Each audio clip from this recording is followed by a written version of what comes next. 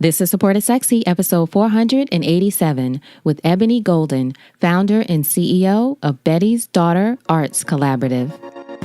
Welcome to Support is Sexy. I'm your host, Elayne Fluker, entrepreneur, author, and founder of Chic Rebellion Media. 5 days a week, Monday through Friday, I bring you inspiring women entrepreneurs who share their wins and lessons to help you take your business to the next level.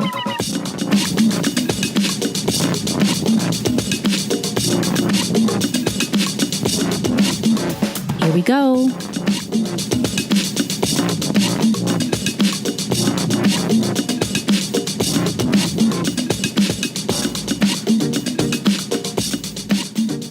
Hi, everyone. Welcome to a new episode of Support is Sexy. I'm so excited to have you here. You know, it just would not be the same without you. And if you are a woman entrepreneur who is looking to grow your business, to share your story, to reach as many people as possible who are your ideal clients, you must consider podcast guesting. And to find out how to be an unforgettable podcast guest and why podcasting can help you grow your business, go to girlonpodcastgift.com. That's girlonpodcastgift.com. Learn how to be an unforgettable podcast guest for all the right reasons.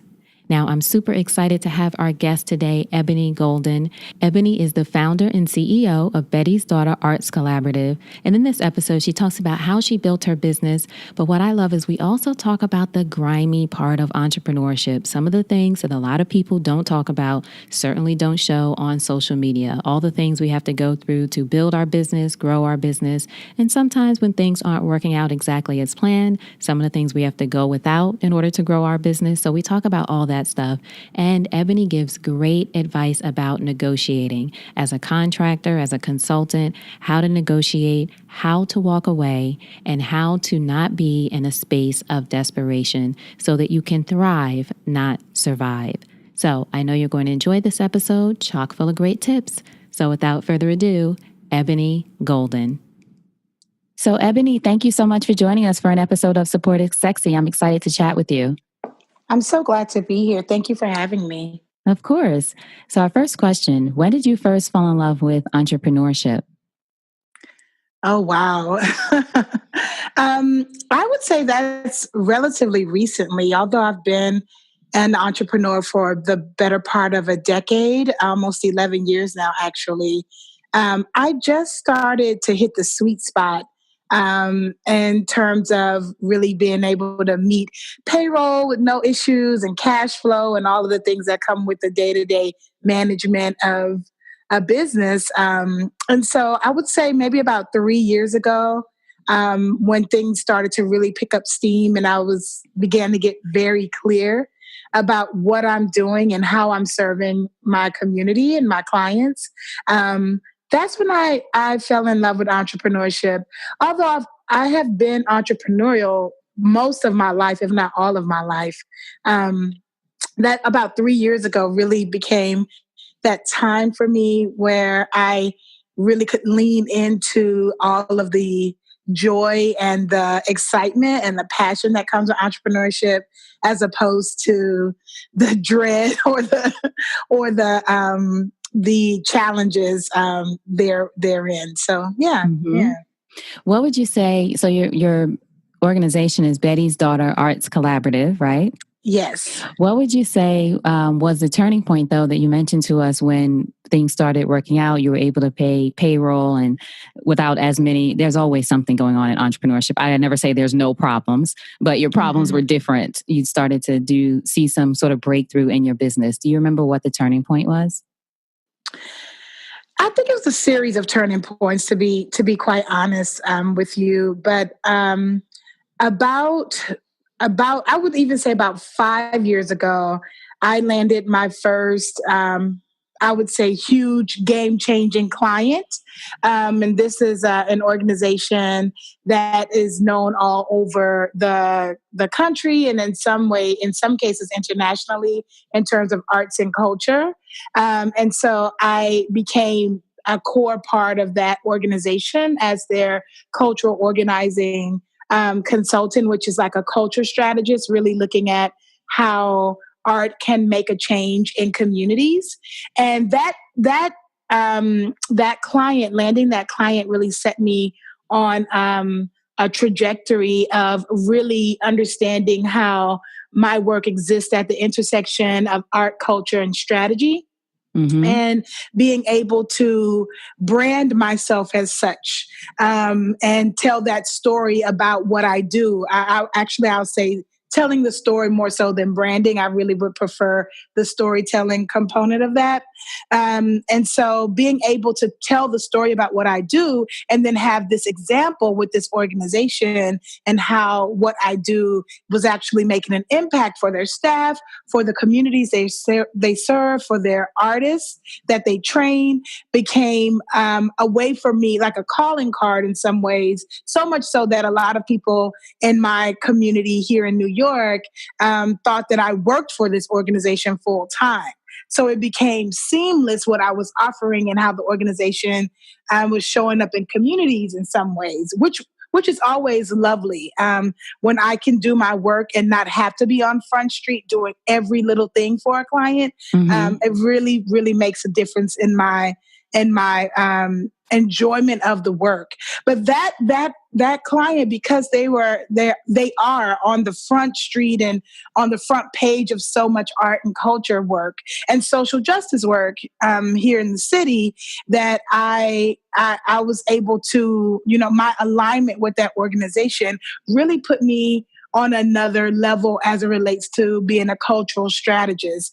And I'll say that that's something that is really important, in terms of the reciprocity between my clientele and my organization, is that, what I give, I always get more. And that encourages me to give more, in terms of, the scope of work and the memorandum of understanding and all of that. The legalities are definitely important, but there's something else that I think has been an ongoing kind of like game changer for me, and that is generosity. And the more that I offer, and with rigor and with love and with intentionality, the more I get. And I always, when I talk about, this series of game changing moments with mentees or with folks who are in the field, that generosity piece, it really is like a mainstay in my practice. I often work with people on sliding scale basis based on their organizational budget. I work with a lot of independent artists.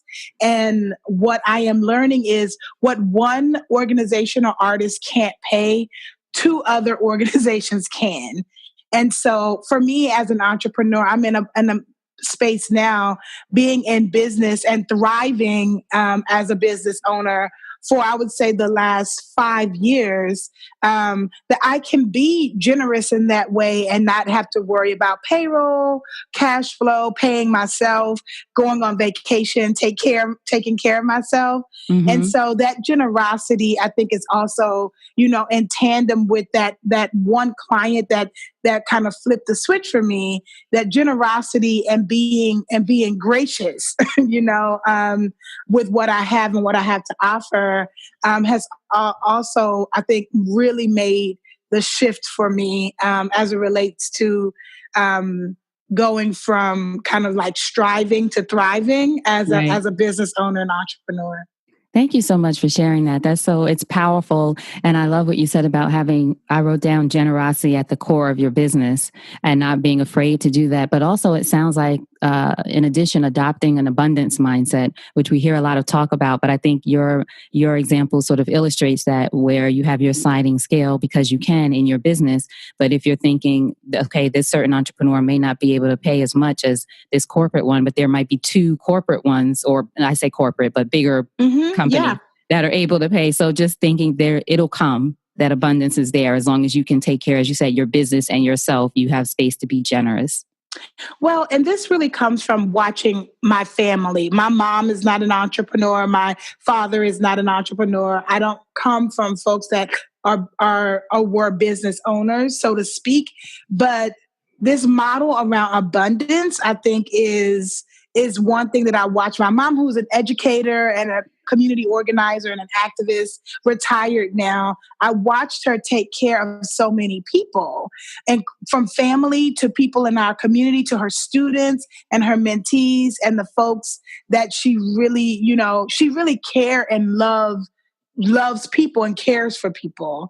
That watching that, and not as a job, and not as just a way, that's just the way she is. That's the way she was growing up. That's what I've learned about my mom from my family. And so that model of both abundance and also generosity, I think really what I've learned from watching her is that no matter what the challenges are, with the right mindset and with the right spirit of giving, so many things can be, achieved. And I've watched that be her truth for the 60 something years that she's been alive. And I'm kind of like, I'm able to manifest and be also a recipient of that mindset, because I watched and I believe in it. And abundance and be abundant and think abundant, that some of that is cliche. Some of it is, I think very in trend and in fashion right now. But the law of abundance, I mean, I feel beyond the trend, beyond what people say, it works in my life in so many ways. And I do also think that it comes with having a spiritual practice that is really rooted in, watching people's prayers manifest and meditations manifest. It's all, to me, connected. And even it's not so much about religion, but watching a spiritual practice actually make an impact on the lives of the people I love and are accountable to, makes it real for me. I can do that too. I can be in that space of calling forth and calling in what it is that I want in terms of success or in terms of efficacy, whether it relates to my business or my household or my relationships or whatever. And so, yeah, that's something that's really on Front Street for me right now. So where did you grow up? I grew up on the south side of Houston, in a community called Hiram Clark. I love the neighborhood I grew up in. My neighborhood is comprised of working class Latino and Black folks, mostly. And that's what I grew up living in. I grew up with a community of folks that were eating Mexican food and soul food and speaking Spanglish on my block. I grew up in a neighborhood where I could walk to my elementary school, and I had people on the street who cared for the kids and cared for me. We could be outside all day, going from house to house. I lived in a cul-de-sac, and this is a really rich community, and also working class community. And Houston is, it's interesting because people talk about Houston all the time now and how folks love the city. Growing up in the city in Houston was beautiful and also challenging. It was big enough to be able to expand and fly, but I knew that eventually I would be leaving Houston. I knew it and didn't force it, but when it was time to go, I felt like I had been preparing my entire life. When was it time to go? Was that after high school or after some other point in your life? When did you know that it was time to go? Right after high school. I graduated from high school, and that evening I was in my car with my mom and my aunt following me to go to college.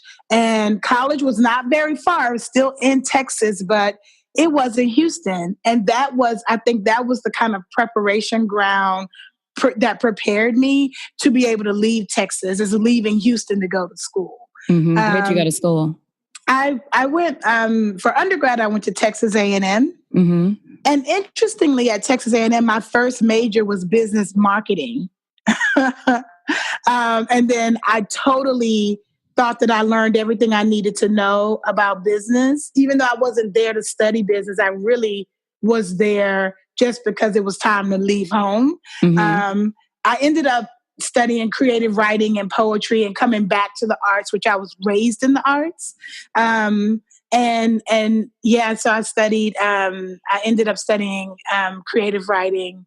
But yeah, Texas A&M is a very small town college station where the college is. But a big campus, something like 60 or 70,000 students, large state school. And so there was a lot to get into and to try while there. But I also knew that I was going to have to leave Texas, even while I was in college and getting a bigger experience and meeting different people. I knew that I was going to be leaving Texas. And that's exactly what I did right after I graduated from Texas A&M. Did you go to New York after that? I did not. I went to DC where I studied poetry, creative writing for an MFA, Masters of Fine Arts. And that's when things really started to kind of, in terms of being an artist and using my art to make money and really being clear about that really started to pick up once I left Texas. So yeah. Mm-hmm. In DC, were you at Howard, or where did you go? I went to American University's small liberal arts school. Yeah, but I was always at Howard. Always at Howard. You were near it. You were there. Exactly. Mm-hmm. So then did the arts, and you mentioned you grew up around the arts. How did the arts and activism play a role in your life? Because I know you sort of combine, not sort of, you do combine the two in some ways in your business today.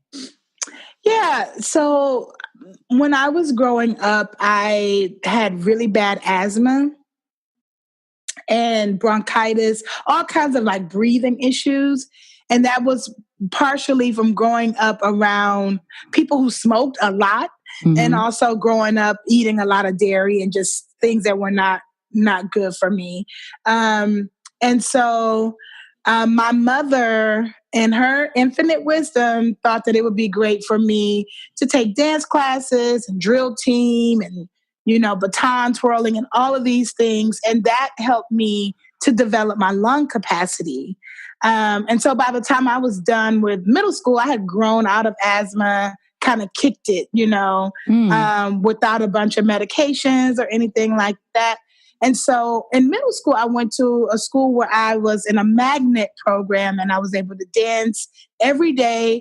And I was in gymnastics and rhythmic gymnastics and all of these. I was able to try lots of different physical sports. And that is really my foundation, being in a space that wasn't a conservatory, but it was very much like a conservatory where you danced every day, multiple classes a day, and really did a lot of, preparing for performances. And that really solidified for me that no matter what I did, I would be an artist. So even when I went to college and thought I was going to major in business marketing, I also joined a dance company, auditioned, and was accepted into a dance company that I performed with while I was in college, and did a lot of other work both at college and in Houston as an emerging choreographer, dancer, writer, which really solidified to me the importance of the art. Of art making. And, when I was going through college and grad school in the late 90s and the 2000s, it was very clear to me that I could take one of two roads, and that I understand now are not really separate, but I didn't know that then. Mm-hmm. I could either be on the conservatory track and, the Broadway bound and all of that kind of thing, or I could be an artist that was working for social change, telling stories that really were rooted in transformation and social justice and things of that nature. And what ended up happening for me is that I took, the latter road of art for social justice and social change, not knowing that there is a way in which to combine both commercial and very public art with grassroots and art for organizing purposes. I didn't know that then, but I know that now. And so my work now is really at a mixture of both commercial work and grassroots work and working with big companies and smaller companies. And so, yeah. So how long have you had your business now? You mentioned that the past 5 years, things have been sort of in flow. How long have you had the business all together? Next year, we'll be celebrating our 10-year anniversary. Ooh. And that's the official date when we incorporated. We incorporated in 2009. But I started consulting in 2007 or 2008 consistently. And that was really because I had moved to New York to go back to school to work on another graduate degree. And I couldn't wrap my brain around being in a job full time and being in school. And then after school, the economy tanked and all of this stuff kind of, unraveled in terms of the economic infrastructure of the arts and culture field here in New York City. So that made it very challenging for me to find a job with sitting on now 3 degrees, college degrees, and not being able to be paid because it's just that the money was kind of drying up at that time. So I was able to start picking up, just joining the gig economy, picking up a project here, a project there. And that really kept me going. Once I was done with school, I was able to kind of couple a few gigs at a time. And then, that happened for a little bit. I was working part-time, teaching part-time, and consulting part-time, and doing this all over the country, I might add.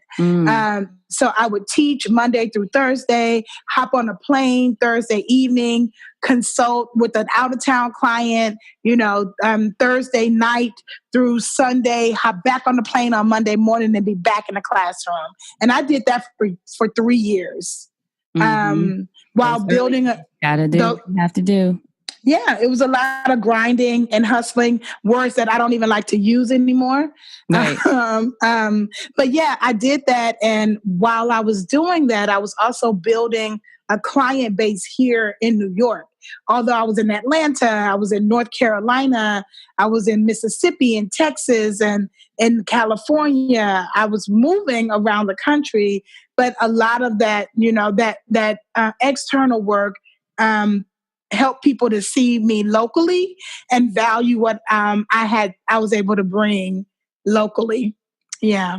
Now, do you feel like you knew in those early days exactly what your business was going to offer or what it was going to look like? And I ask that because a lot of the women listening are women entrepreneurs, of course, but they're either in the early stage of business, so just starting out, or maybe they've started like you, they're side hustling or gigging, and then they have a full-time job still, or they're women who have had a long career in something else and they're reinventing as an entrepreneur. So early stages, but in different ways. So I ask that because sometimes when we're in the early stage, I find this for a lot of the women I talk to, and certainly myself, you kind of learn as you go what your business is going to become. There are several pivots and adjustments and tweaks along the way. Did you feel like that, or did you always know it was going to be an art and advocacy kind of organization?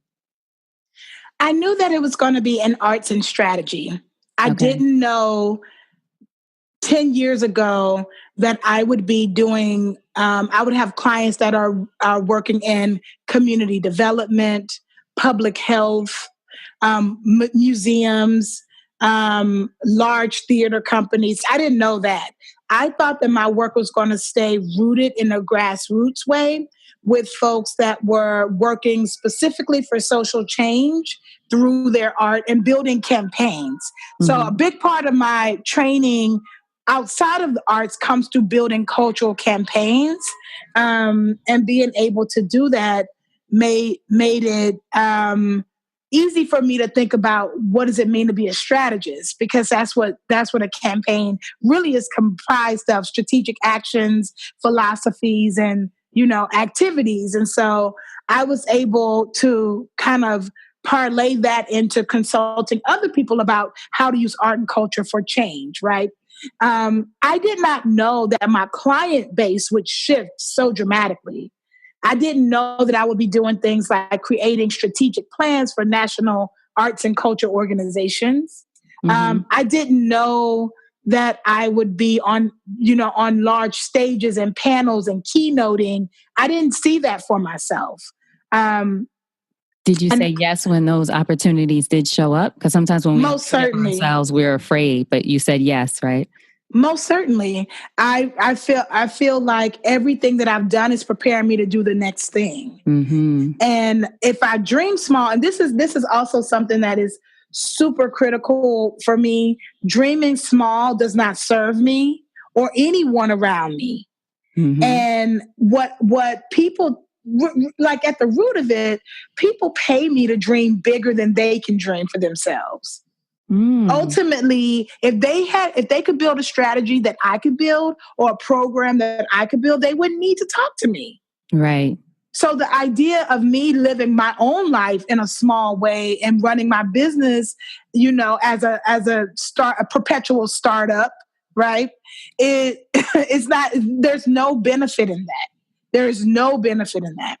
And so, so when these opportunities have come my way, I've been frightened. I've been scared. I have felt like I have had imposter syndrome. I've gone through all of the emotional, peaks and valleys that come with doing something that you've never done before. And each year, all of the things, each year in practice, each year in private practice, each year of growth is a new thing. Right. It's not the same. No year is the same as the last year, or I will be bored. And so, saying all of that to say that, leaning into new experiences, leaning into change, leaning into opportunities when they come to you, because folks won't come to, like, this has never happened, where someone comes to me and they don't know why they've come to sit with me. They know that they need to talk to me, even if they don't know the exact words. It's been revealed to them through connections, networks, other work that I've done, Googling or whatever, that I'm someone that they at least need to sit down with, even if it's for 1 30-minute conversation, and that's it. But this is the thing, and I do think this gets better with time. If you sit down with me for 30 minutes, I'm probably going to be able to land the contract. I've learned how to negotiate. I've learned how to talk and listen to people. I've learned how to use my language to address what they need in their language. So I'm able to translate almost seamlessly between corporate lingo, grassroots organizing lingo, arts and culture lingo, because that's all of what I do. But being able to do that means that I can listen and translate to community development, public health, public education. And it's been really like the best thing to be able to say yes. And I have a team that can do things that I can't do, which is very important if you're going to be stepping into, unknown terrain. And I didn't have a team 5 years ago, but now I can have a team. So it's really helpful. So talk to us a little bit about, because I love what you said about sitting down with someone and you're likely going to land the contract because you can, listening is the key thing, right? Communications are big on Indeed. that. But the fact that you're listening is one of the key components of it. But what advice would you give for the women listening in any no matter what kind of business they have, or when they have those moments of sitting down with the client? Obviously, listening is very important, but what else should they be thinking about, or should they be thinking about anything, or what are just a couple of tips that come to mind for you?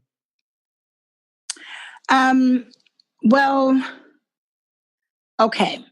So listening is not just about your ears, and so that's something that is really, I would like to start with that, because listening is a full body experience. And when someone says something and it's either in alignment with or doesn't align, then I have physical responses.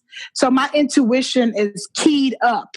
I don't go in talking to people if I haven't done my work and my spiritual work, my personal work in order to be super present and clear. And I think that for me has been the biggest thing in being able to negotiate and land contracts is that I'm clear when I sit down with people. I'm clear about what things cost. So this is another thing, market research. Oftentimes, and I share this with the junior consultants on my team, you don't charge what what it costs. You have to charge what it costs plus what you need to not just survive but to thrive. So you need to know your industry. You need to know what people get paid. You need to know how people in your industry are thriving. And all of that is super important in being able to sit down at the table and know what to listen for.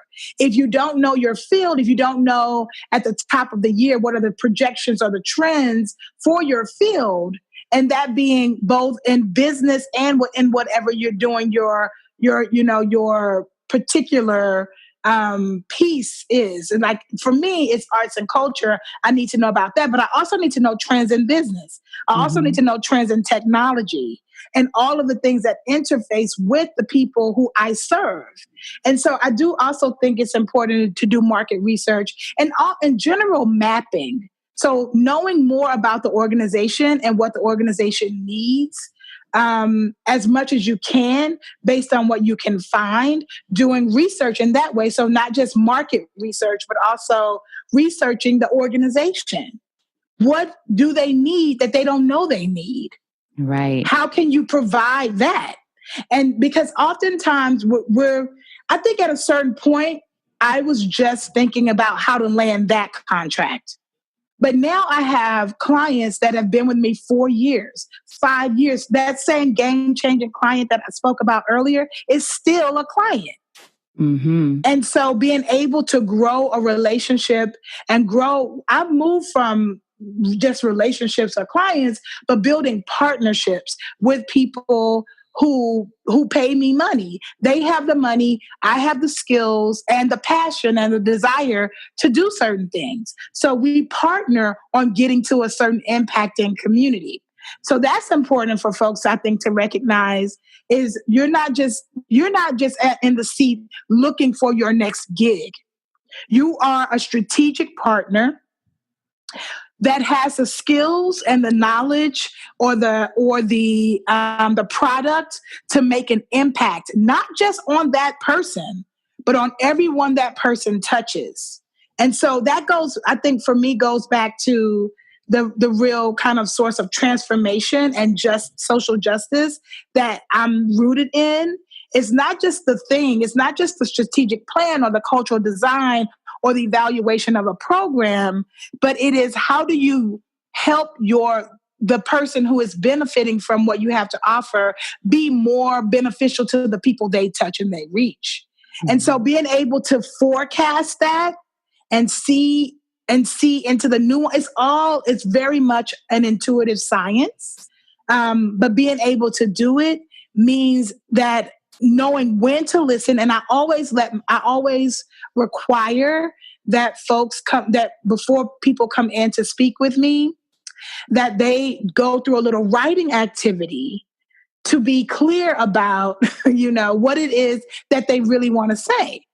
Because if they've done all of that and there's still kind of holes in what they think they need, then I definitely know how to plug those holes. But do the work, ask your clients to do the work. And for me, because I'm a consultant and a strategist, let's work together on building what this thing can look like. But we have to do it together. But the art of negotiations is all about, for me, self-worth. And I, used to undercharge. I used to undercut myself. I used to undercut my colleagues in the field by taking less for a job that should pay double what it's paying because I was scraping from the bottom of the well. and not living in that practice of abundance as it relates to my business. And there were some scary moments because I didn't have the money, or maybe I wouldn't be able to pay rent, that we get, sometimes I got into a space of desperation. Right. We've all, Desperation doesn't help. Desperation only causes more crazy making and more desperation. Right. And so I think being at the table empowered when you're negotiating from a space of empowerment it's just so absolutely necessary. It's so absolutely necessary to see your worth and to imagine and visualize yourself being able to draw all of the resources, the wealth, the wellness, the abundance from whatever you do whenever you sit down at the table to negotiate. Just keep thinking about that. Keep thinking about that. And that's what I do. And so the negotiation process, is also, I said it's very intuitive. It's also a meditation. It's become that. I literally, when my assistant shared this with me, when people come in to talk with me, I remember this. I remember the shift in my body language. I used to lean in, kind of sit forward in a more aggressive stance. Now when people come to talk to me, I'm leaning back. I'm drinking water or a cup of coffee. I'm smiling. I'm engaging like, wow, yeah, that's a really good way to go. What about this? Have you thought about that? They typically lead with strategies that'll be supporting their work, even if even if they don't want to work with me. But 9 times out of 10 is what I'm saying, is people say, I actually think you are the perfect person for this. We thought you were, or we didn't think you were because you don't do that or you don't do this part. But we actually think you're the perfect person for this. And that has been my truth in the last 5 years. That has been my truth. But when I was unsure or greedy or living in lack, things didn't click like that for me. And sometimes we think we are hiding those things, but it's still that energy is there, or it comes off. You might be smiling, but sometimes people can just pick up on that energy, that desperation sort of thing, even if they can't put their finger on it exactly, but it just doesn't flow, not necessarily. Or even if you get the client, sometimes it doesn't flow because you're in this space of desperation. Very true. Very true. Would you say too, another space of empowerment? I would love what you said about changing your posture and even your disposition when you're meeting with the client and, leaning back, if you will. But I also wonder what you think too about the power of being able to walk away from a negotiation when something you mentioned earlier, it doesn't align with who you are. I think that that's a very powerful characteristic of any entrepreneur, any person who's strategic about their business, about their coin, about their energy. Because, this is a saying, all money ain't good money. That's right. And, and that is absolutely true. Here's the thing that I think about when I am in a moment where I'm like, no, I don't think this is going to work. And that has happened to me. One of my largest potential contracts I walked away from because it just was not going to work politically, morally, and a bunch of other ways, right? The money was great. It was, really awesome, but yeah, it wasn't going to do anything for me. It was actually going to cost me, right? And so that's what I think ultimately, when you're at the table and things just don't feel right in your spirit, in your body, and you're reacting, or you think about it over a couple of days, because I never say yes at the negotiation table. Never. It's always more work to do before you really understand how much you should charge and what your working agreements need to be. And so I always say, let's sleep on it and make me an offer, or I'll make you an offer, and in a few days. So when people say things like, I think this will be helpful for everyone listening. When people say things like, oh, so how much do you charge or anything like that? You say, let's talk about it later. Or do you tell people the price right then? Or do you want to take time to think about it? Always take time to think about it, because what you charge is not what it costs. Mm-hmm. And what you need to think about is, after you've heard all of what someone has to say about what they need from you, right? Especially if you're a consultant or a strategist and you're not selling a defined product, like you're not selling jewelry or you're not selling, home decor. Right. So those prices are fixed and you can go online and figure that out.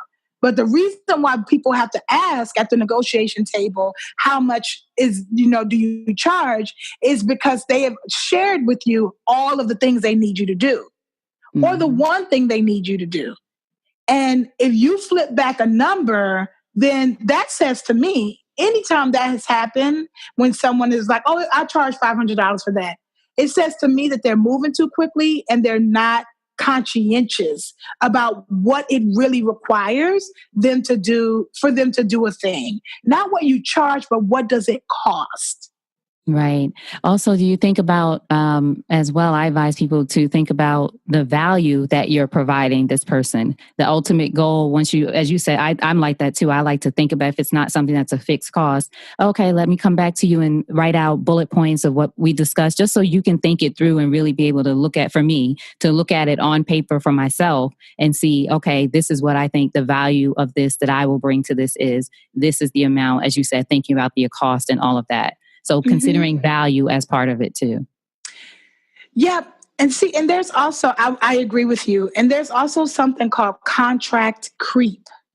Mm. And in the consulting world, in the strategic design world, contract creep happens when there's not enough thought put into the scope of work and the memorandum of understanding. Mm-hmm. And then your client needs all of these extra things that they didn't know they need.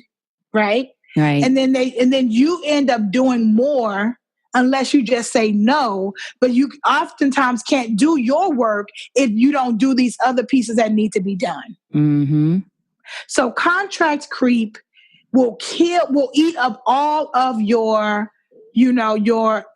potential revenue on top of what it costs you, right? So the kind of cream on the top mm-hmm. being able to build that is so important, and being able to know how much it costs you so that you can charge more, so that you can actually increase. Right. Exactly. And so oftentimes, we don't know that, until we really get quiet and we look over everything and we have a really refined, well-written scope of work. Now, for some clients that I have now, they're like, Ebony, we don't want to write the scope of work. We're not doing that without you. We're not building a project plan without you, but this is how much money we have. And they will put an offer on the table. And then again, I have to go away and figure out if that's what I want to do. And then I'll come back and either say yes or no, or let's take this out. I can do these 5 things for this amount, and somebody else is going to have to do that. But all of that is, again, being clear and being willing to say no. Mm-hmm, mm-hmm. And not afraid to say no. And I've actually gone through this. I'm about to explain a thing where, I thought that I was the perfect person for a contract, and the organization put a bid out. Multiple people can, submit their a proposal. There have been multiple times where I thought I was perfect for the thing. Right. To found out that a colleague has gotten the contract and I didn't. And they're actually perfect for the thing, and I actually dodged the bullet. Mm. So that's this, because you in my mind, understanding what's you is for you eventually. Indeed. And that's difficult, especially when you get to a point, which I hope all of your listeners and your subscribers will get to this point of having so many opportunities that you have to turn things away or accept things seasonally as opposed to when they want to do it and having to reroute them. Like abundance is now, you know? Mm-hmm. But, you know, one thing that has been, that is oftentimes challenging is knowing that, or thinking or really feeling like, oh, that's my contract. That's for me. And then the universe or mentors or, you know, the creators saying, no, it's not. And I'm going to show you why. And finding out a week later or a month later or 2 months later that it's something else that you actually should be paying attention to, whether for your person or for your business, you know, right, and right. saying, it's not saying no, it's saying, not right now, not right now, that not one. that way. Yeah, exactly. Mm-hmm. That's what I said, not that way. And it really, I mean, and for folks who are listening who are just like, but I really think I need that contract right now. It can sound, it's challenging to hear. But the reality is, if it's not for you, if it's not supposed to be yours, no one can take anything from you, you know? And that is hard for me to even say right now, knowing how in terms of, you know, building strategy and building programs and working with people and training people to the point that they think that they thought that first, right? Right. So sometimes I'm in the room and I hear people say things back to me that I brought to them and they don't remember I said it. And it's kind of a whirlwind, you know, in a lot of ways, but it's the truth. I have come to learn that. And also, you know, at this point in my professional life, it really is about longevity and sustainability. It's not about contract by contract or client by client. And it's longevity, relationships, like you said. Indeed, indeed, and partnerships. And for me, the longevity and the sustainability is all about wellness. And I, you know, for years, and this is, I have not talked about this in public before, but for years, I didn't have money for healthcare, dental care, vision coverage. Like this is the grimy stuff that people oftentimes don't want to talk about. Like, what does it really cost? Not what you charge, but what does it really cost to be in business? Right. And your body, your emotional health. You know, now I can afford a therapist. My health insurance doesn't cover a therapist. I can pay for it in cash.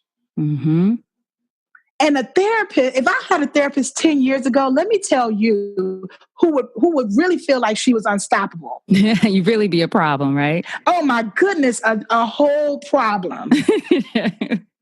I know what you mean. But thinking about what the investment was and what the sacrifice was is something that everyone who is interested in going this road, you know, if I would have had just a little bit more training and understanding of how to build a business, because remember, my degrees are in poetry and performance. Like I'm an artist. So all of the stuff that I'm learning now about revenue projections and quarter one earnings and all of this stuff is because I have built a team that's helping me grow my wealth.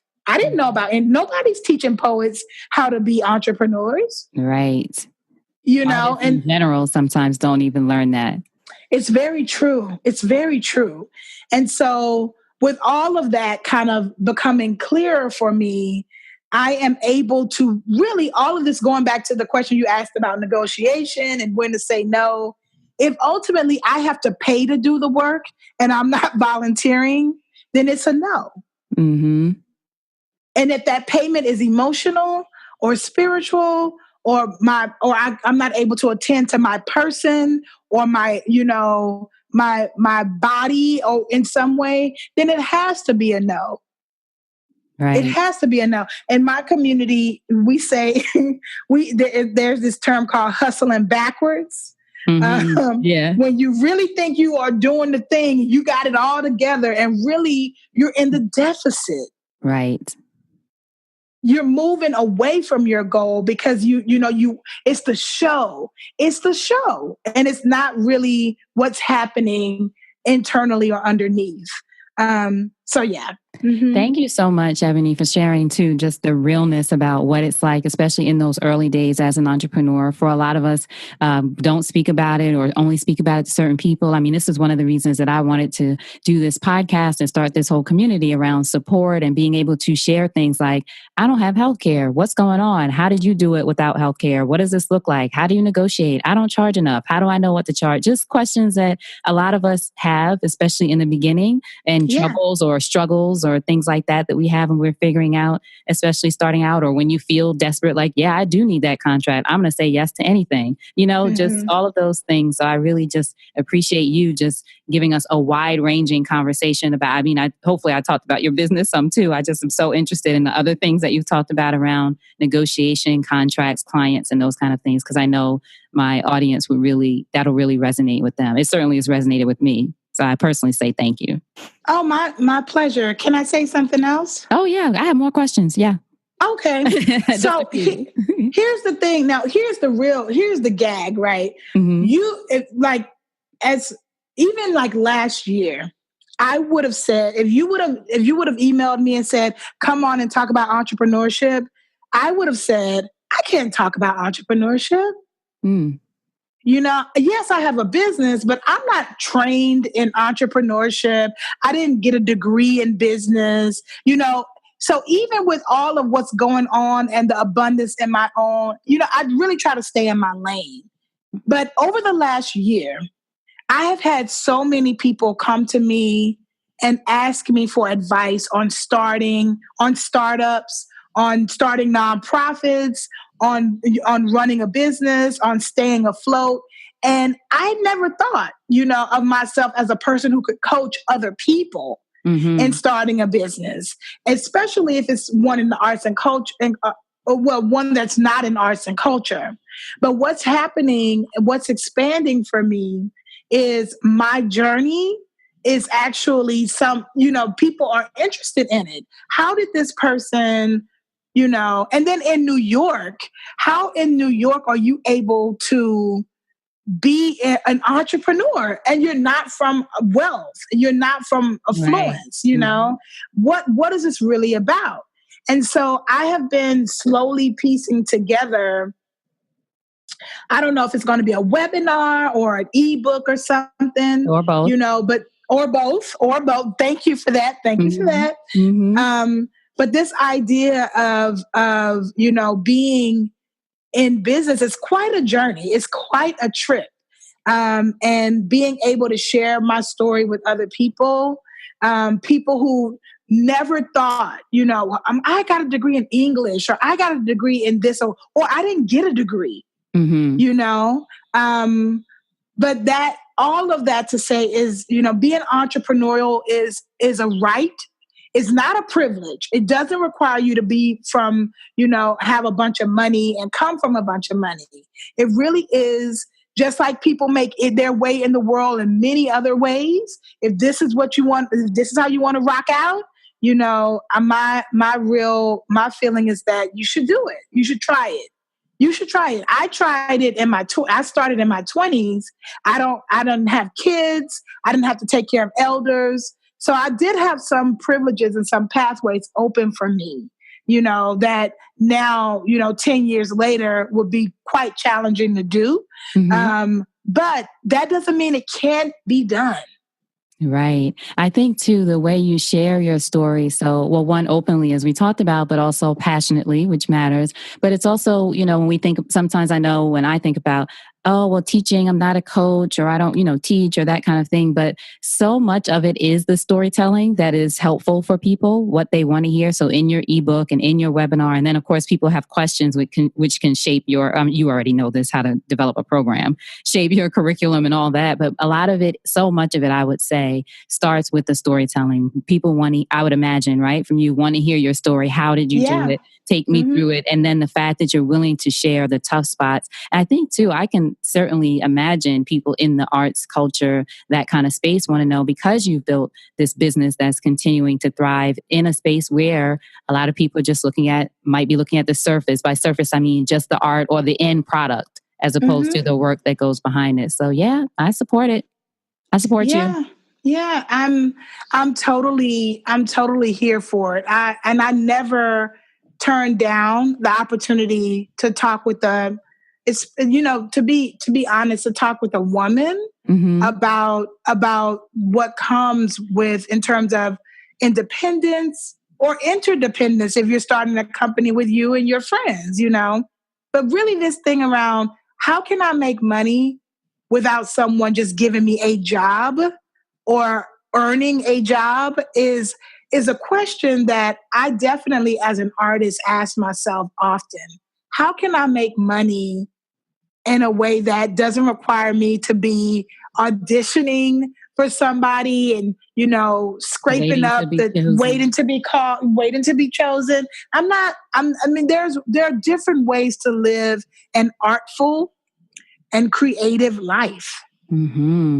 And and that sounds like the name of one of your webinars or something. How to live an artful and creative life. Indeed. And that's what I talk about it all the time. I do. I talk about it all the time. And I think in the current political and social and economic climate that we're living in, artfulness and being able to be a creator and be joyful. And I see entrepreneurship all tied up into this, right? Or along with this is such a medicine, especially in this time where there's a lot of political repression and, uncertainty about what our economic structure or infrastructure will be in terms of in this country, figuring out a way to have an alternative pathway as it relates to, negotiating capitalism or having cooperative models is, again, it's a social justice imperative, but it also provides, some empowerment to figure it out, to try.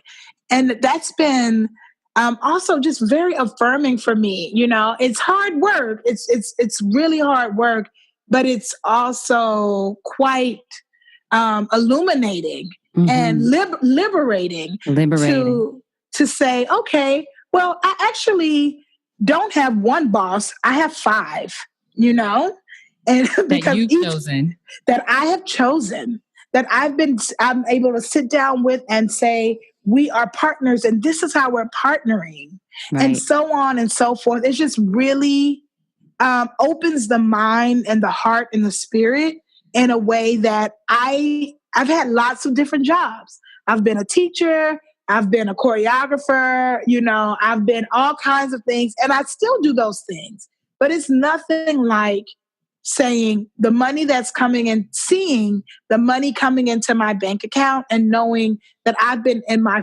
full autonomy around how that money got there. Right. And I don't have any bad feelings about it. That's the thing. Yes. Oh my gosh. Yes. Can we say it again? That's the thing. There are a lot of ways to make money, but how do you want to feel about the money you're making or how you're making that money? That is what, for me, with entrepreneurship really feels like the thing. I've had tons of great jobs and great positions and great money, but I don't know, the money just wasn't enough. It just wasn't, the feeling from it wasn't enough for me. Everybody I have friends who are in corporate positions and they love it. That's great because that works for them. But like you said, how you feel about how that money got there is as important. Yeah. And knowing that no client is perfect, that all of this money eventually funnels down to some capitalist source. It's not like the folks that I work with are outside of the system, right? But still, the way I show up, I get to show up as Ebony Golden. I don't have to put on a mask. I don't have to be fake. I might be nervous because I'm in some situations with people and, institutions that if I don't get this right or if my team doesn't get this right, there is an impact. So that I'm not saying I'm aloof about it, right? But Right. still, I get to show up and be myself and not have to hide that I'm a creative person or an artist, not have to hide that I have, Black feminist and womanist practices and, not have to hide my spiritual practice. I don't have to come in and be somebody else in order to be effective. Mm-hmm. So in closing, Ebony, if you think over your life and career and you had the chance to thank only one person whose support was critical to you personally or professionally, who would that be and what would you say? What my mother is the person. There's nothing I have done that isn't in direct relationship to her. She taught me everything that I know. My mother's not an entrepreneur. My mother is a retired professor and activist. But my mother taught me everything that I know, from a love for the arts to being able to follow through, being able to speak up for myself, being able to walk out in the world, my head held high, having some standards and some values and some morals, all of it. And how to figure out how to learn what I don't know. All of that comes from Dr. Betty Sims, who I love dearly and am so grateful for her life and her legacy. And I'm glad that she's enjoying retirement because she earned it. She earned it. And you are Betty's daughter. Indeed, Betty's daughter. Every day, all day. All day. Now, what are the ways that we can support you? Tell everyone the website, anything else you want us to check out, and I'll make sure to link to everything. I would love for folks to follow the Facebook page, Betty's Daughter Arts Collaborative LLC on Facebook. My general musings about art and entrepreneurship, you can find on my Instagram page, Ebony Golden on Instagram, Betty's Daughter 1 on Twitter. If you join my Facebook page, that's where you'll figure out, okay, what is she doing that I can come to? Whether it's arts programs or workshops or things of that nature, or performances, because I am a practicing director and choreographer here in the city. You'll be able to find it on my Facebook page or going to the website bettysdaughterarts.com and joining the listserv. Excellent. Betty's Daughter arts.com. And the Facebook page again is Betty's Daughter Arts Collaborative LLC. Yes. Mm-hmm. Excellent. All right. So everyone, I will make sure I have links to it, but it's always great for people to hear it wherever they are, unless they're driving. Don't look if you're driving. But other than that, we want people to be able to check it out. Thank you so much, Ebony. This was such a great conversation. I truly, again, enjoyed it, and your story really resonated with me. So I appreciate you sharing so openly. Oh, thank you. I'm so glad to be on your podcast. I can't wait to see how it lands for people. Absolutely. Now, before you go, what's a parting piece of advice from you to our listeners about anything? Take care of your emotional health. If that means a therapist, then I am a bold and vocal advocate for therapy. If that means taking time to be with your friends or lovers or family, do that. But emotional wellness is wellness. So take care of it the way you take care of anything else in order to not just survive, but thrive. All right. Thank you so much for listening to that conversation with Ebony. Make sure to find out more about her and everything that she's up to. Go to supportissexypodcast.com. Go to that search icon at the top and just type in Ebony, EBONY. Her show notes page will pop up with all of the links and the resources to things we talked about in this episode. And again, ways to get in touch with her. Supportissexypodcast.com and just search Ebony. Thank you so much for being here. You know, I appreciate you. Until we chat again, I want you to remember you deserve support. And I'll talk to you soon. Take care.